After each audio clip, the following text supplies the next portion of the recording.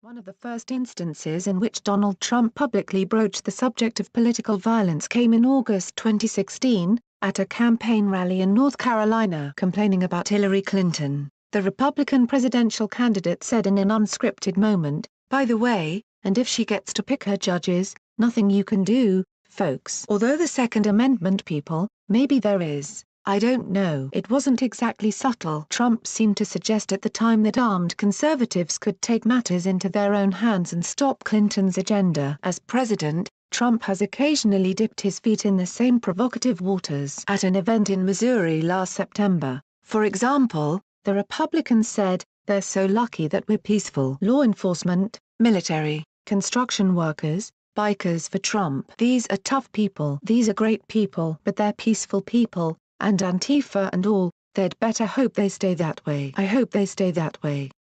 A couple of months later, he echoed the sentiment. This week, as the Toronto Star's Daniel Dale noted, Trump sat down with a far-right website called Breitbart.com, which asked about partisan divisions. The president replied, "It's so terrible what's happening. You know, the left plays a tougher game, it's very funny. I actually think that the people on the right are tougher, but they don't play it tougher. Okay? I can tell you, I have the support of the police, the support of the military, the support of the bikers for Trump. I have the tough people, but they don't play it tough until they go to a certain point, and then it would be very bad, very bad. But the left plays it cuter and tougher." The fact that Trump has used similar rhetoric before does not make this any less alarming. On the contrary, the fact that he keeps returning to the topic suggests his earlier references to political violence weren't random, accidental asides. This is, in other words, a subject that appears to be on the president's mind. His remarks are unsettling for a variety of reasons,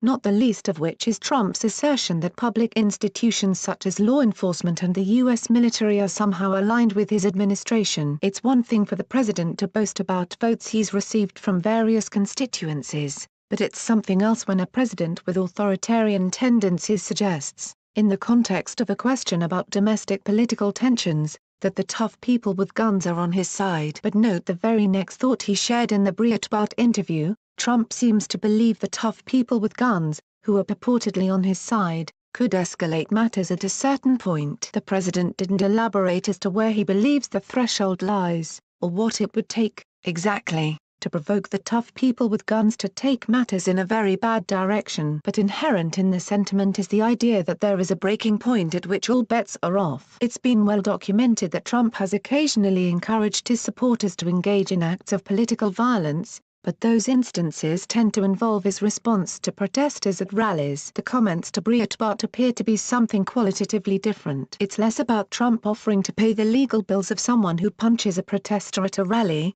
and more about Trump's perspective on national division on a grand scale, with the president lining up in his mind who'll be aligned with him at a certain point and who will stand against him and his armed allies. It's as disturbing a sentiment as anything Donald Trump has said since taking office.